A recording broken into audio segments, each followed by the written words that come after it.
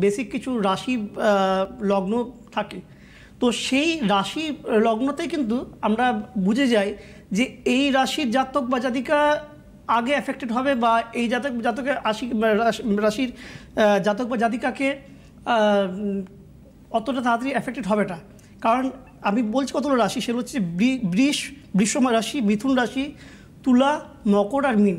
এই যে রাশিগুলো আছে, এই রাশিগুলোর ক্ষেত্রে আমি দেখেছি বিবাহের ক্ষেত্রে, বিশেষ করে এই 2025 সালটার কথা বলছি আমি, 2025 সালটাতে এরা খুব সফট টার্গেট হবে। সফট টার্গেট বলতে আজকে কিন্তু মানে যে কোনো জিনিস শুধুই যে গ্রহ দোষের জন্য হচ্ছে বা প্ল্যানেটারি ডিস্টার্বেন্সের জন্য হচ্ছে তা কিন্তু নয়।